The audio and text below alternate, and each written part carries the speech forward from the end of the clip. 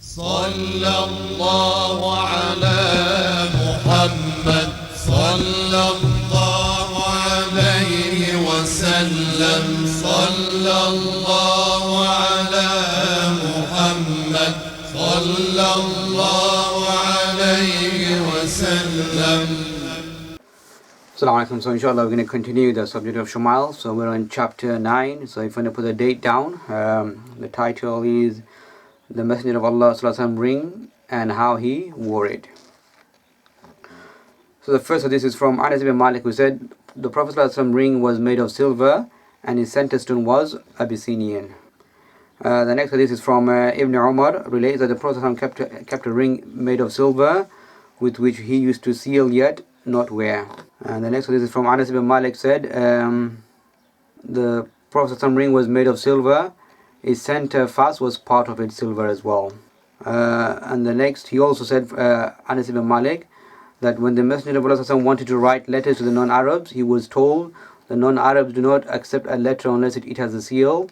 Consequently, he produced a ring. It is as if I'm looking at his whiteness in his palm.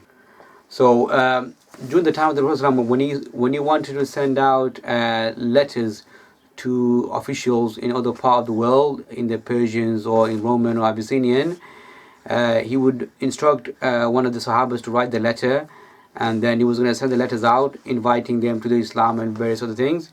But then they informed him that the official people over there, they don't accept letters without having, it's like a stamp there basically.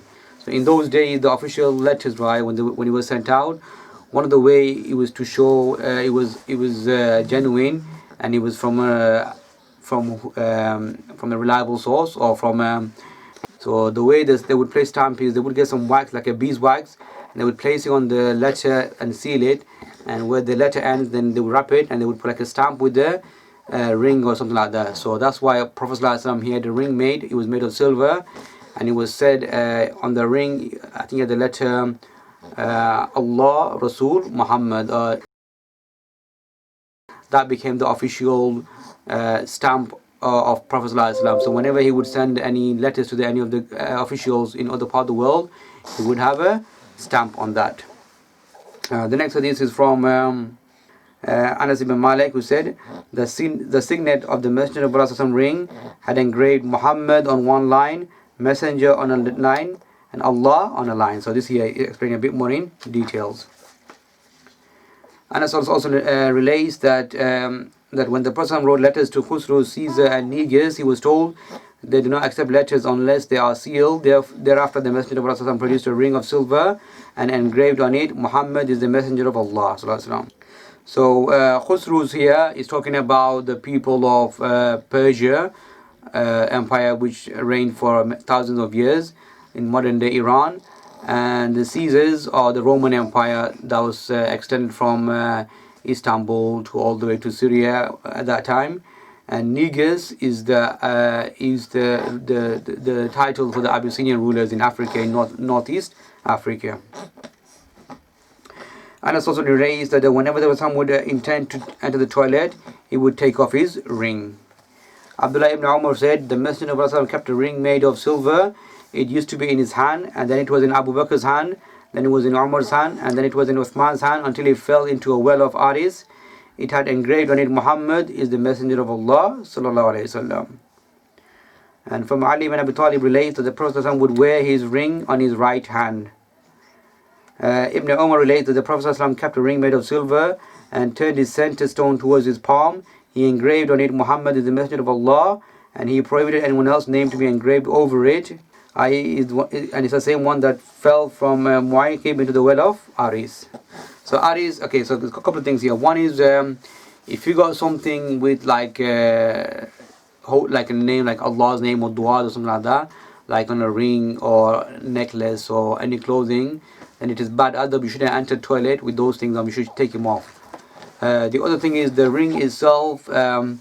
When Prophet passed away, the ring was passed on to Abu Bakr first, then to Umar, and then to Uthman, who would use the same ring as a seal of the letters that were sent out to officials. And during the time of Uthman, the ring, they actually had somebody who would actually carry those rings. and accidentally one of the individual, he dropped the ring in the well of Aris, and then Osman radiallahu anhu, he had the well completely drained out, but they couldn't find the ring after that, so that the ring was lost.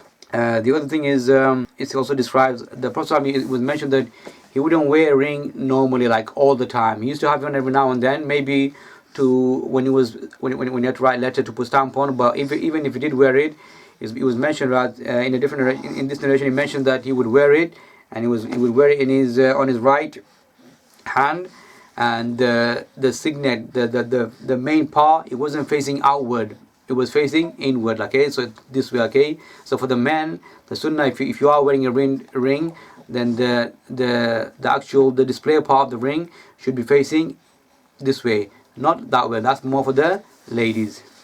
The next one is from Muhammad al-Baqir, who said Al-Hassan and Al-Hussein would wear a ring on their left hands. Ibn Umar said the Messenger of Allah kept a gold ring which he would wear on his right hand. When the people started to keep gold rings, he threw it away and said, I shall never wear it again. Whereupon the people threw their rings away. So here it's talking about Muhammad al-Baqir, who was the great grandson of the Prophet ﷺ, who said Al-Hassan and Hussein, the grandson of the Prophet ﷺ, they would wear their ring on their left hand. So different Sahabas mention different things here. So some say the Prophet ﷺ wore the ring on the right hand, some say it was on his left hand. Others mention that when they saw the ring wearing, it was on his small finger and facing inward, not outward. One of the things is, I think I mentioned before as well, don't forget the Sahabas, when they gave any descriptions or anything like that, they were describing what they saw at that time. So that's why we get sometimes different narrations. Some say he had it on his right finger, or some say on his left finger in this case. And the other one about gold, the ring being gold, Allahu Alam, but gold is prohibited for the man, and for the women it's fine, they can wear the gold, that's fine. The women is no problem, they can wear gold. I think that's about it really. So the ring, it was more used for the purpose of seal of stamp, basically, not so like a fashion accessory, you could say. But men can wear a ring, that's fine. A couple of things, it shouldn't be gold, and also to further sunnah, then you should have the stone or whatever engraving part facing inward towards where your palm is, not outward. That's the sunnah way of wearing the ring. And it's mentioned that Prophet he wore the ring on his small finger, and that's it. So with that, we're going to stop our lesson, inshallah. May Allah subhanahu give us the tawfiq to act upon the sunnah of the Prophet and to imbibe the love of the Prophet and his family into our heart, into our children. Ameen.